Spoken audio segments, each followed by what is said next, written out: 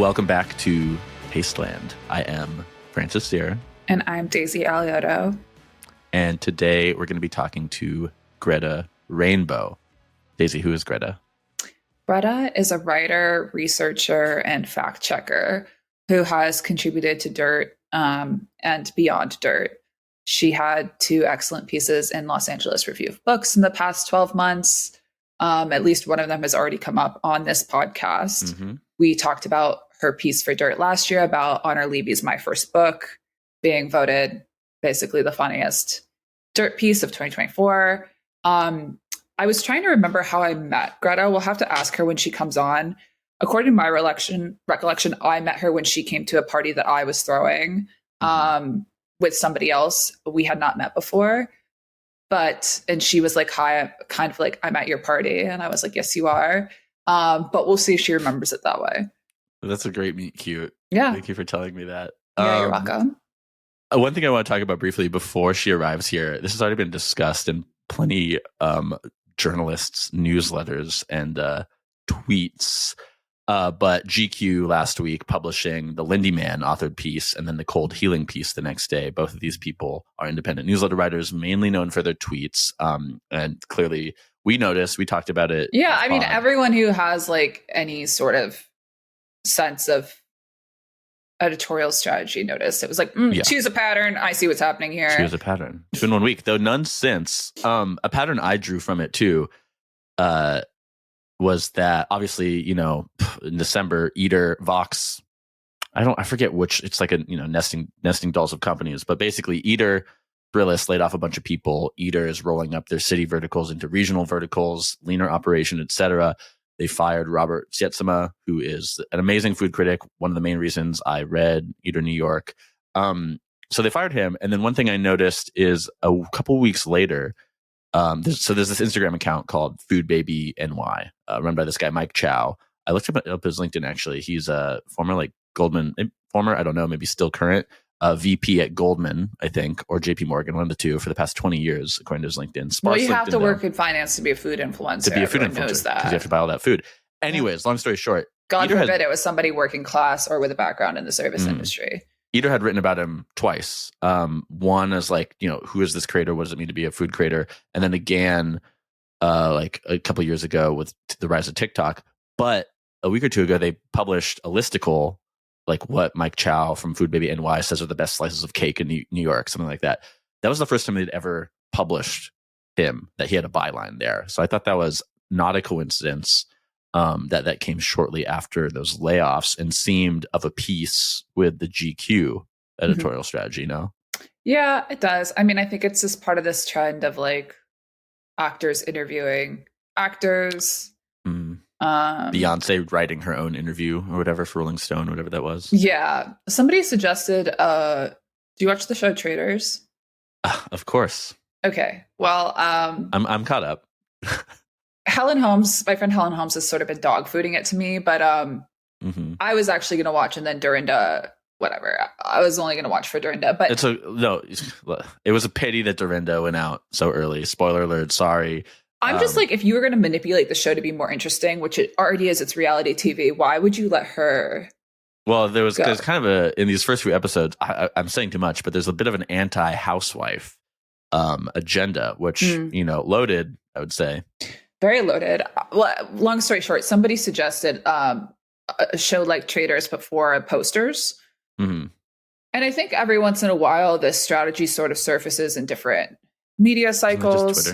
It is just Twitter. But if you look at everything as like the reinvention of magazines, like this is similar to when celebrities got to be on the cover instead of models. Obviously, there's like a rebellion, and then some people professionalize, or it just goes back to what it always is, which, if the readership goes for it, great. If they don't. Yeah. I wonder if they did, because my guess there is like that it's like a margins decision where it's cheaper to pay an influencer who then will, post it to their 400 some thousand Instagram followers than it is to pay a full-time senior food critic salary, right? Like specifically with the Eater situation. Sure, yeah, in the short term, but in the long term, if you're a food magazine, you need a food critic. Hmm. Um, I'm reminded of when you did Critter Spotlight a couple weeks ago, and you used your primordial soup metaphor, Oh, and I I don't don't even know. remember. I was crazy back then. You were crazy. You were crazy, but you were deep in the soup, still deep in the soup. Maybe your head's above water level, soup level now. But I don't know if you read the Critter Spotlight from last week with Lindsay Stanberry, who's the creator of this newsletter, The Purse, formerly founding editor of Money Diaries. But Mhm. she, unrelated, Genius. unprompted. Thank you for your contributions to the culture. Well, so I asked her, like, are you a creator, writer, journalist, whatever? Mhm. And she said, I don't really know, blah blah blah. It's a murky stew. So I'm loving these food metaphors. Anyways, Greta is here. Let's chat. Get in here. Hello. Hi. How are you guys? Doing good. How are Oh, you? we're so good. Good. Welcome to the pod. Welcome to Tasteland, Greta. Thanks so much for having me. Greta, I was trying to tell Francis how we met, and my recollection was that we met when you came to a party that I was throwing with somebody else. But I don't know if that's true. No, that's definitely true. And when I was, thinking about the internet and what it's good for, I was like, it's for making friends. Like that's how Daisy and I met. Yeah, that was a weird time. I want to say it was summer 2021. Yeah. That sounds right to me. Wait, you say the internet is making. Do you have a lot of friends you've made on the internet these days, currently, at the moment?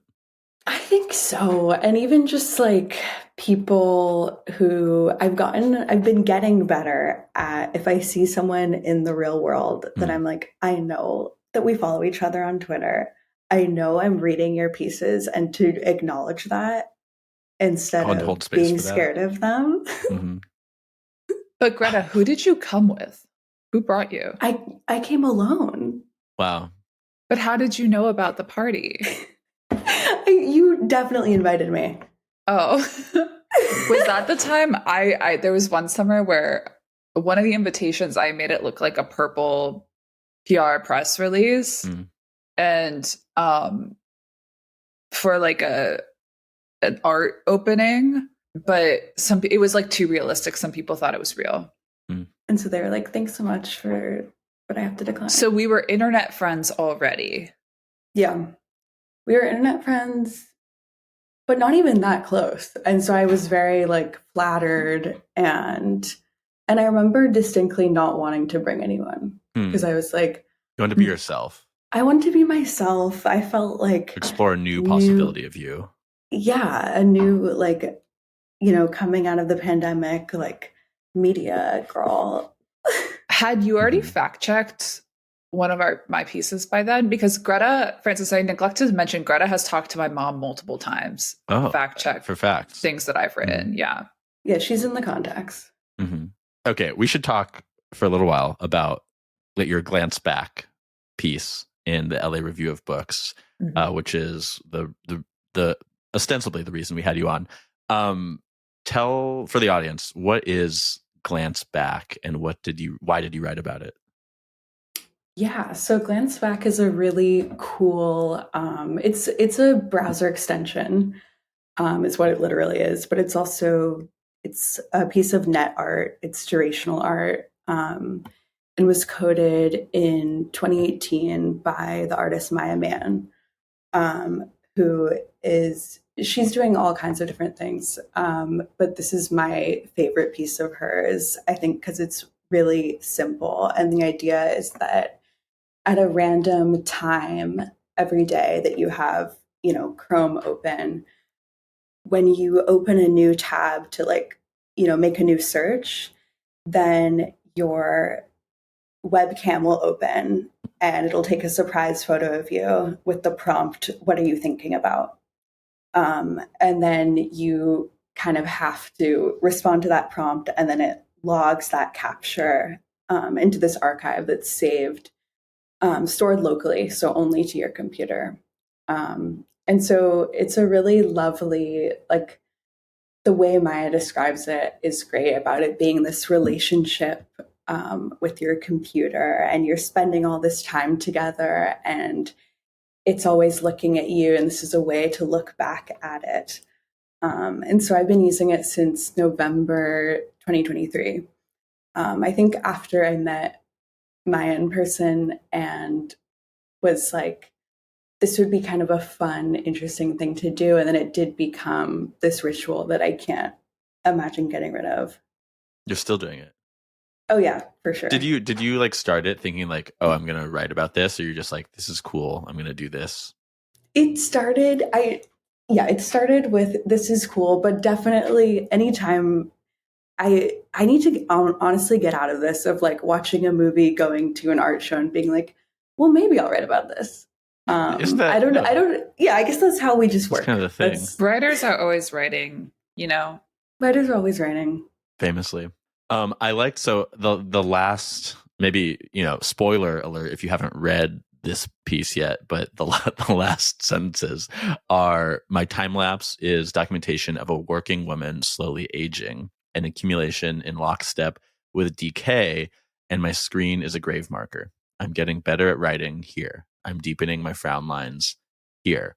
I don't know, reading that, it made me think of like I guess more sinister, because in the way that it is like cloud based, but the photos, I imagine we're all three here iPhone users, but like the photos your iPhone will like serve you when you accidentally scroll like to the left, and it's like in review, and somehow it's always like the 5 or 6 same photos, but I like caught myself going down the rabbit hole of like looking at those and then like going in and scrolling back to like 2018. What did I look like? I was looking for what did I look like, not what was I doing, but like what did I look like 7 years ago, I don't know. I like that, like this is it's a locally stored thing, because the other thing, I like randomly on Twitter last night as I was preparing for this, I saw this tweet by this woman, Ashley Gjovik, I think is her name. It's a Norwegian O thing in there.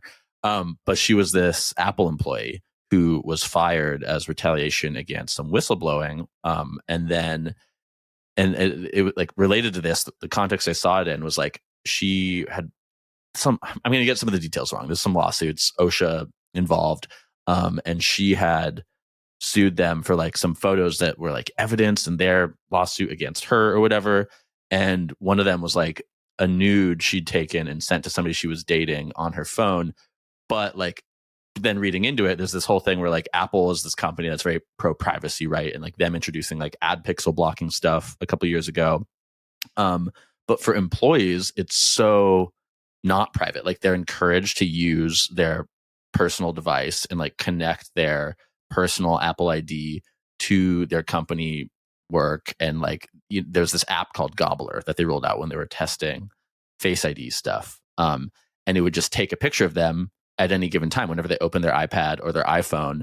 And then they can't delete that ever. Like that's all Apple's property.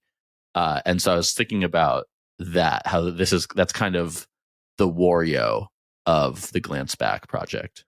That is terrifying. And I feel like that's, exactly the way to describe it. This evil, like your image not belonging to you versus this sort of quaint, like, I want to share it with my laptop. I feel weird I talk about that too, of like, why am I talking about my laptop? Like your it's sort of with your sentient. laptop. Yeah. Like I'm not stupid. I know it's not, but I do feel very attached to it. I take my laptop everywhere. I am that have laptop will travel. Like put out your shingle. Like I love going to a cafe and working for hours. And I feel like maybe with work from home, like that is less romanticized. Not that we need to romanticize it, but I still, have that feeling. And so want to kind of have that relationship and not have it be about, Apple stealing my image. Yeah, on one side you have total surveillance, and on the other side you have total self-knowledge. Wait, so when you say it's stored locally, does that mean like if you got a new laptop, you would lose it, or is it in your iCloud? It is. If I got a new laptop, I would lose it because of where it's stored right now on just like my downloads. But I think that I could just transfer that folder over to iCloud. That actually stood out to me when I read this because I have seen arguments about local storage being better for privacy. People basically saying like we've all just accepted that, if you want to use an app or a program or a game or something, you have to give up all this data. But like, every program used to be run locally on every device, and then the paradigm shifted. Now everything's in the cloud.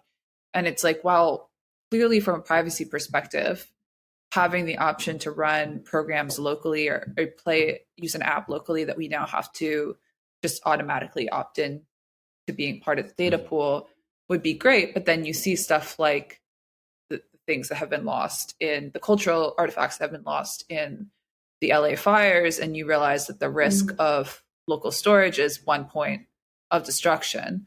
And I think, Greta, one of the pieces that you fact checked for me was like one of the pieces where I was talking about storage, or a couple of pieces where I talked about storage as explaining so much of contemporary life. And, it was the book that I am always threatening to write. Book. But please do it. I mean, but I don't talk about it in the sense of like, oh, I could have written that book. Like I very much at one point chose not to pursue it, to run dirt. But I obviously notice everything that feels like it supports this thesis. And it's horrible to hear like, oh, Gary, Indiana's archive had just arrived in Pasadena. And that's not a digital it's not a digital archive. So that was, physical things have a single point of loss or single point of failure and always have. But I think what I liked about Maxwell Neely Cohen's big interactive essay about storage recently was like just the acknowledgement that a lot of digital things have a single point of loss as well, or far fewer backups than most people assume. Well, in the context, next episode, we're going to be interviewing Mike Pepe, and I've been reading his new book, Against Platforms, and he makes this point, like that the original purpose of the internet is so like information could survive in the case of nuclear war, because it would be this like noded system where it's that nothing is stored in one place. It's like things are stored in separate places simultaneously. So I'm thinking about that. one thing I want to linger on with the Glance Back app is MacBook Apple Photo Booth, which you reference in the piece. And I opened at the coffee shop this morning for the first time in probably 7 years. I did not take a picture. I probably should have, but I was kind of like taken aback at how high quality it was, because I think the last time I took a photo booth photo was probably 2016 or 17. On a 2012 MacBook. Have either of you used Photo Booth like in any time in the past decade? I use it every time right before we start the podcast to check my makeup. Are you serious? Yeah, I used it like 45 minutes ago. I didn't take a picture. I just looked into it. Yeah, Francis, I cannot believe that you're not taking regular bedroom photo booth selfies. Well, the laptop doesn't go in the bedroom. What? Is that a strict rule? What? Not even a strict rule. I've never, when in my younger years, laptop in the bedroom all the time. But I think like that we work from home, and I could be working any given out, maybe I'll take a long break for dinner early, and then I'll be working at like 8 p.m., 9 p.m. But like the laptop stays here in the desk. I feel like I already have so little work home, work, private life separation. Yeah, I can't remember the last time I used my laptop. You're a very strange creature. In my bed was it's been probably half a decade. What the heck? That is incredible restraint. It's not even restraint. It's just like okay. Well, actually, so when you were talking about like your relationship between your laptop and how it's this like special thing, I was thinking about like how that used to be true for me before the laptop became a work tool for me. Like in college, and then for a few years after college, when I was working in like kitchens and coffee shops, the laptop was purely like a recreation tool, right? Like I was like looking up music, reading new music blogs. I was obsessed with that, reading articles, reading Creative Independent, whatever, like such things. And then once I got a full-time laptop job for the first time, where the laptop was a company computer, I would say that relationship was severed. And then my like personal relationship probably shifted more to my phone than the computer. Mm. Which I assume you do use in bed. Yeah. Yeah. You're right about that. That's right. When I was in, I think it was 7th grade. I asked for Christmas. I had like a long list of possible things that I could be given. Mhm. Like cell phone was one of them. I think I got a phone like the next year. 9th grade for me. Phone, like, you know, and we're better for that. But phone, like a DS, like, Oh yeah, like a ton of things. All 6th grade for me. technology based. Sorry. And never got one of those. My sister did. And then my parents chose to get me this Dell laptop. Mm. And I got it and I cried, which I'm making myself sound like this horrible child. But I was just like, oh, this is not, it wasn't tears of happiness. It was like, this is not this pretty, shiny Apple product that I asked for. Yeah. And they were like, but it can do so much more than that. Like you're asking for all these different things that will achieve like different ends, and this can do everything. And I just remember being like, it's like this clunky black thing I don't want. Mm. And they didn't understand. And then of course, yeah, I had so much fun on that laptop. But it was a different kind of like, it wasn't this fetishized object. I had that same experience with getting a phone when, like, in 9th grade, when I got a phone. That would have been the latter half of 2009 or 2008. Regardless, it was like, it wasn't a Motorola Razr, but it was some like sliding Motorola that you could put MP3s on and listen to music. My parents were like, "Oh, you like this one because, like, you know, you like music." And it was that same feeling of like, it wasn't the fetish object, and like it wasn't an iPhone, it wasn't as cool, and like I was cringe so hard looking back on like the feeling of disappointment and like yes, feeling let down, which it faded pretty quickly, but like on receiving and opening it, I'm like, well, this is cool, but this isn't the point. Like, I don't know, it's pathetic. I was also, so last thing about the relationship to the computer that I was thinking about was like when it shifts from like desktop, like computer room thing to the laptop. Like I think the first time I used a computer was in kindergarten, so like 1999, 2000 or so, whenever that was. And there was that, and then there was the next one. We like moved houses, and we were there for the rest of my childhood, and we had the computer room there. And then there was like in 8th grade, my equivalent of like getting the laptop. I was a gamer then, so I got my parents' deal with me. They were like, if you work this summer, we'll pay for half of a computer. And so I got like, then I had it in my room, like set up in my closet. And then it was like really the personal relationship. Like this is embarrassing, but there was one time where like I've gotten some fight with my sister, and to punish me, they took the keyboard away. And I was like, so like I remember feeling so like aghast. Like that was like part of me. Like I spent, every second I was home from school and not doing homework on the computer. Anyways, yeah, we'll stop there. Our family computer was like in the living room so that my parents could like monitor our usage.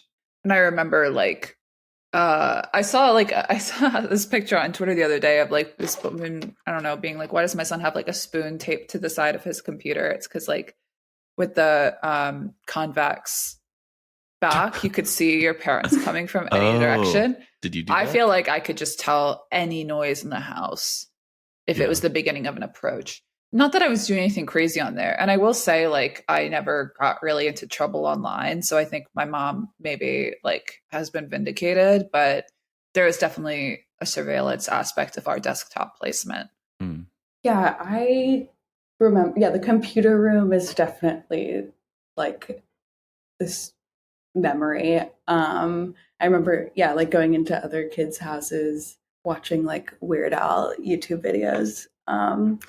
And then I spent a ton of time on my laptop, like really late at night in high school on Tumblr. And I do think about, yeah, sort of like what that did to my brain and how there was just this like this total influx of content that how do you even monitor that as a parent? Like, it's so kind of like temporal and amorphous. And I don't regret anything. It definitely, that made me who I am, was being on there, but it was a lot. Were you guys Tumblr kids? Sort of. I wasn't on Tumblr until I was in college, which is around the time that I would have also been reading stuff like Thought Catalog, and that opened up a whole other world to me because I'm sure I came in to read more of the like BuzzFeedy stuff, but then that's how I found out about like alt lit. And I remember Sam Hine, who is, we know Sam Hine at GQ now. I met Sam Hine on the internet. I had this college blog, which was it was an InterNESCAC blog. Sam went to a different college from me and he took over the blog when I graduated. But I went to visit him one time, and in his dorm room, he had these Tao Lin stickers that were like, they were something like End the War on America by bath salts, or hold on, I have to look this up. Was it in like that shiny Taipei Taolin? I support the war on America by bath salts. And Sam had these like stickers like on his dorm room, and I was like, oh, you know about Taolin? Anyway, like long story short, I associate those two eras together, and I'm curious, like, while I was preparing for the podcast and reading the stuff, and I reread the piece that you wrote for us about Honor Levy's My First Book, where you talk about the difference between, or the sort of like spectrum between earnestness and irony.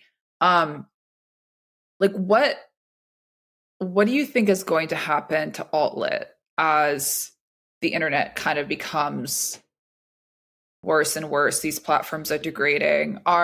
We should have said this up top, but like our loose theme for this episode was like, is the internet bad now? Can it be good again? I feel like a lot of the stuff that we're talking about is nostalgia for things that felt seem better in retrospect. Maybe they didn't feel as good at the time as we remember. But I wanted to ask like whether the fate of alt-lit is actually tied to the internet, or is that just an illusion?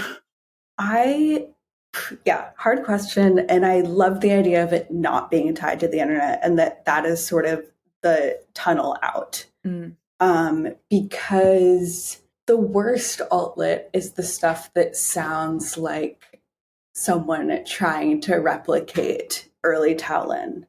And it has this feeling of plugging into ChatGPT, like, please scan shoplifting from American Apparel and now write me a passage about like waiting for my girlfriend to show up at Clandestino and being sad. And like, and so I think there's something about AI and going on the internet and reading so much AI. For me, that's like a big, when I think about the internet being bad now, I think about Googling something and being hit with that AI response up top. And so I'm wondering if writing that is inspired by the internet and derived from the internet, like how can it be interesting to read if it has the AI voice, which I do think there is like a weird distinct voice that's being created. Well, going back though to the earnestness and irony thing, I actually pulled the quote. This is like the first line in your piece, your review of Honor Levy's My First Book, where we get into like what is post alt-lit. Basically, one time really late at night, I tried to draw the definitive scale of irony versus earnestness in the notes app on my phone.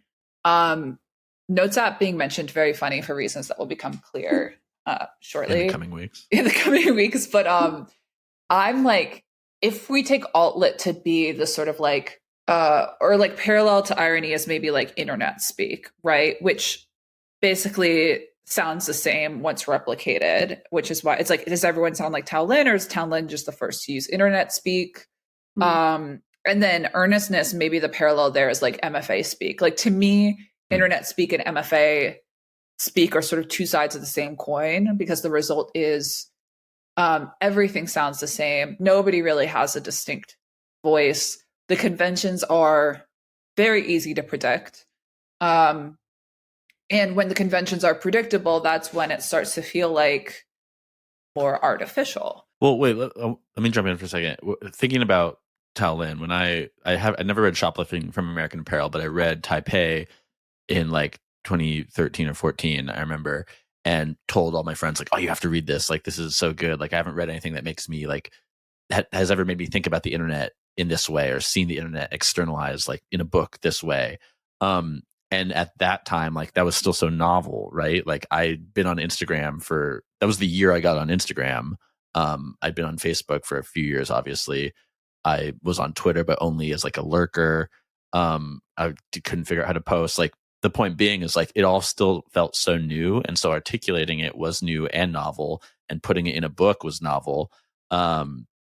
Whereas now it's like it's all tired. Like we're stuck in like the big flat now, as I've heard said. Like there's nothing new to tread there, right? Like like maybe there's some new thing that's like somehow about the experience of like interacting with AI writing on the internet, but I don't even know if that would be, maybe there's an interesting way to write that in like a novel form, but I don't know. I think back then it was like, this was still also new. The internet was like, the social internet was like not even a decade old, really.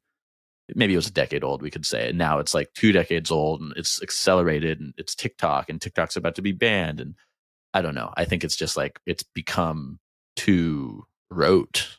So where do you see the opportunities for actual novelty?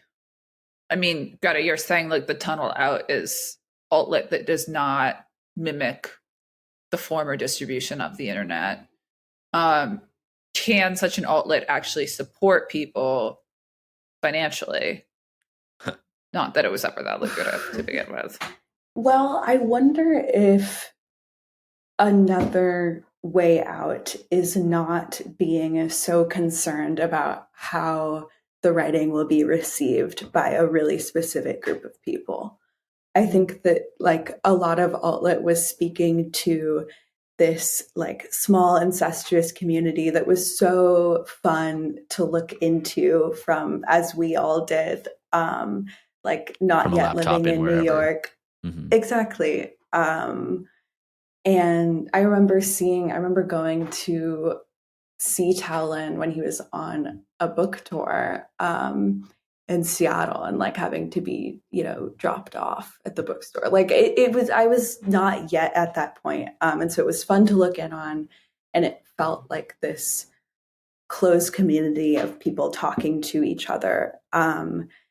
And earnestness for me is something about like getting out of the small circles of people who you want to impress or mimic, and start talking about things beyond ourselves, just like caring about the world more than our little, like the people we're talking to on Twitter. And so that could be exciting. And I think, yeah, maybe why not like be profitable in that way?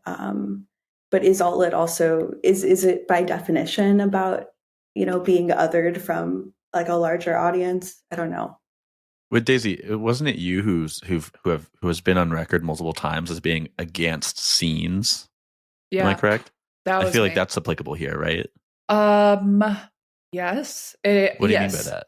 Well, because I think my most recent criticism of scenes is that they're shortcuts for attention. Mm-hmm. So if you are trying to figure out like if I'm an editor at a publishing house, a big five publishing house, and I feel like my job is to find the next hot young novelist, and I don't look outside of a group of 20 people that interact with each other online and go to the same parties because I'm a lazy piece of shit, and I consider that talent scouting, then like that's an example of using a scene as like it's lazy. But for the people who are in the scene or adjacent to the scene, it also becomes like an creative inhibitor because people are more concerned with the social dynamics around it than they are actual cultural production. I think what I originally said in my piece against scenes is like when a group of people becomes more concerned with proximity to cultural production than the production itself. And the thing that is so infuriating for anyone inside is nobody ever feels like they're at the center. Like it's like the principle in physics where you can't actually observe certain types of like particles or whatever. Like as soon as you feel like you're getting the closest to the center, like it shifts again. And I don't consider myself part of a scene, but it's very hard to like see ourselves for what we are. And like I got drinks or dinner with my roommate recently at this like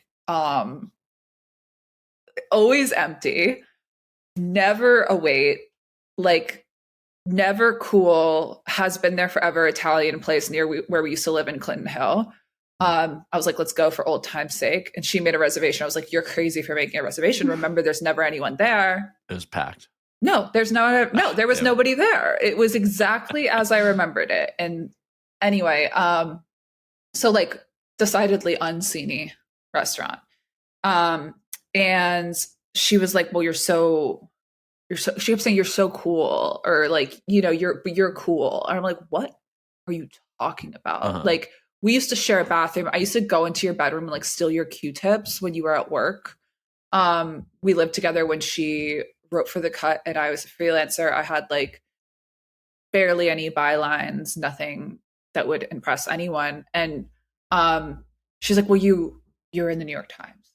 And I was like, yeah, but like, what is this like your cool thing? Like, it's me, right? Like, it was very eye-opening because I think like that is why so many seemingly successful people or people who seem to be at the center of a scene are so miserable. It's because nobody can see themselves for what they are.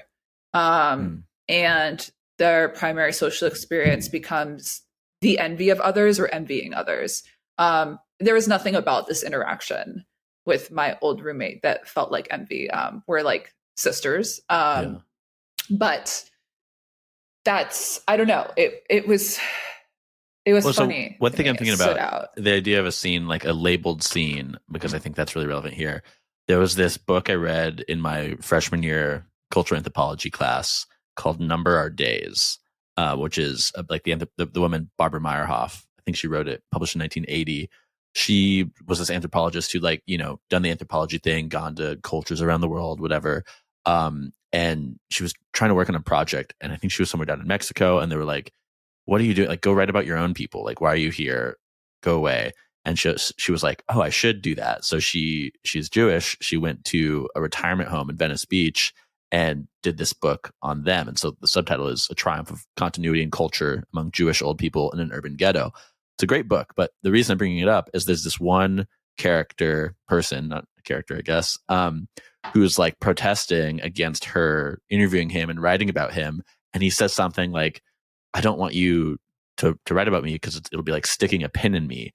And then I won't be able to roll, right? Like, you put the definition in something and it's like, it gets caught there, at least in the perception of other people. And he didn't want that. He wanted to be able to like roll on unperceived, which I think about a lot, like the idea of not wanting to have a pin stuck in you, or sticking a pin in something like on purpose to stop it from rolling and get it caught there, right? And that's kind of what a scene is, like alt lit or something like that. Anything that's named begins collapsing in on itself because it's hard for a thing once named and defined to change if the impression associated with that initial naming becomes too widespread. Number Our Days makes me think of that Annie Dillard quote that was in your Glance Back piece. Greta. I don't know if you want to talk about that quote and why it stands out to you. Oh yeah, of course. The classic how we spend our days is how we spend our lives. Mm-hmm. And I don't know, have you guys encountered that like out in the world? Yeah. I've definitely Frequently. like it's I remember so clearly it used to be my friend Tori's Instagram bio. She probably doesn't even remember. I feel like I should text her now and be like, do you remember when that Annie Dillard quote was your Instagram bio? It does have a bit of like a Rupi Kaur vibe to it. It's such an aphorism. Oh yeah. But it is lovely. Yeah. And I do like draw on it and think about it. I feel like I'll almost do it as sort of like a bashing thing of if I've, woken up and I've just been on my phone for an hour and I'm like, Greta, how we spend our days, how we spend our lives. It's like an intellectual like bonk. But then like reading more about, the book that came from and her whole philosophy, and it's not supposed to be scolding. It's really supposed to be just thoughtful. And I was reading her at the same time that I was reading On the Calculation of Volume, which is this hot new septology. Well, only the first two. It is good. Amazon's trying to sell it to me right now. Mm-hmm. You guys can borrow my copies. You'll like this. You'll like this. You will. And it's strange and slow and beautiful, about a woman who is trapped in the 18th of November. And she's very alone in this, and I describe it to people and everyone's like, okay, so Groundhog Day. And I'm like, yes, but no, but she's trapped in this day and she's alone in this, like everyone else experiences a new 18th of November. While for her, it's been going on for over a year. It starts to take this turn where you're sort of trying to figure out the mystery of it. And you're like, is this sci-fi or it's speculative fiction ultimately, but, and then you realize like, oh, that's not what it's about. I'm not trying to figure it out. I am with the character trying to figure out like, how could I make the most of a day? And that ends up being really beautiful. And yeah. I did find your Goodreads and look at it. So I know that you also just read apologize for him. Berlin Atomized. Speaking about privacy and Apple and such. No, well, I read your article like a year ago or so about Goodreads, and I was like, oh, she's got to have a public Goodreads. Anyways, I found it. Berlin Atomized. I've seen it. I've considered buying it. I'm asking you for an impromptu book review. Okay, so I'm actually writing a review right now. Okay. So you can get the full thing soon. But damn it. Yeah. This is really it's like and truly, everything, it is hard to not spin everything I consume into a review. But I feel lucky to be able to do that. Yeah. I started tracking, I've never used Goodreads, but I started tracking, like writing down all the books I've read in a note 1 year ago. So I know I read 18 books last year and here's what they were. And only like 2 of them were fiction, et cetera, et cetera. But I've avoided Goodreads probably for like the exact same reason that I don't want another way to be known online, right? There's enough ways. I don't want somebody to be able to look. You don't want somebody to stick a pin in you? Exactly. Well, anyways. I didn't feel that way about like writing my crisis of language essay where I'm like, this happened. And then I finished it. And I was like, oh, I guess that's over now. Your crisis over? Yeah, I guess it's not ongoing because I wrote about it. And it's good. So it's like, well, you're still good at writing. Thank you. Isn't that kind of famously one of the reasons to write? What? To process, to put a pin in something and move on? No. One hopes. Okay. Did you see The Brutalist, Greta? I still haven't. Okay. I feel like I've seen everything else except for that. All right. Maybe I'll go today. I am intimidated by the long run time, but I'm excited to see it. Well, apparently the women's bathroom doesn't have an issue with the line, maybe. Was it Why is everyone tweeting about that? No. Oh, just because we live in a monoculture. Oh, one more thing I want to ask about from the piece. You referenced this woman, Brooke Erin Duffy, and I clicked on it, the link, and looked her up, and she's this like social media creator scholar. And I'm glad that you mentioned her because now I want to buy her books. Can you say anything about her work? Yeah, she is really cool and also like really nice. I think that early into freelancing, I was finding all the different personalities of people who you reach out to for interviews. And she was really kind when I like was just getting into it. And she it kind of marries like feminist theory and thought with deep research and knowledge about technology and the internet. And I love her theory of the visibility bind, which is pretty simple. It's basically like, okay, you need to be seen. Yeah, you need to have a public Goodreads if you want people to ask you about your thoughts on books. But then that also opens up the possibility for people to criticize you and to say, you have horrible taste in books. Like, why are you acting like an authority? And she talks a bit more in the context of like female influencers and showing their faces. And then all these different ways that, you know, if you are racialized, like, you know, it's tenfold worse. But yeah, highly recommend her. And I did want to go and answer Berlin Atomized a little bit, that I do recommend it. Shout out to Julia, the author, another person who is cool on the internet and then genuinely very kind. And it's an interesting book. Wait, theory. Nobody is cool on the internet. I like that. Yeah, we can print t-shirts. Well, we can argue about that. But then they can be cool in real life. Or there's no cool. I need to think about it some more. I mean, when I was, you know, on the old desktop computer in my closet in high school, I thought a lot of people were very cool on the internet. But it's also because I was so isolated. Name three. Fuck, I don't know. It's probably all musicians, because that was like what I was obsessed with at the time. I will reveal myself here and say at the same time I read the Taolin, that I read Taipei, I was obsessed with Young Lean, and similarly, you know, putting the good word out about him. I was like, it's so like such a product of like right now and the internet, and he's this like Swedish kid who's like doing rap because it's this like American export, and he's exporting it back to us, and now it's so yeah, I thought Young Lean was really cool. I still do, but I really thought he was cool when I was 19 years old. I also thought he was really cool. And for Halloween one year in high school, my best friend and I were, I would have been, this is like kind of bad. We were Young Lean hoes.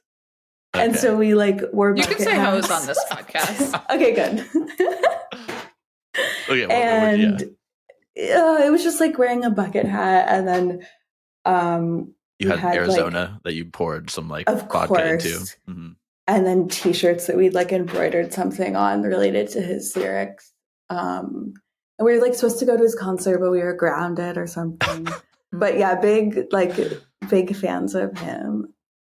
We never let you finish your thought about Berlin Atomized. Maybe the real Berlin Atomized is that we're never going to let you say a full sentence about this book. Should we end it? Should we end it right here? Should we really atomize?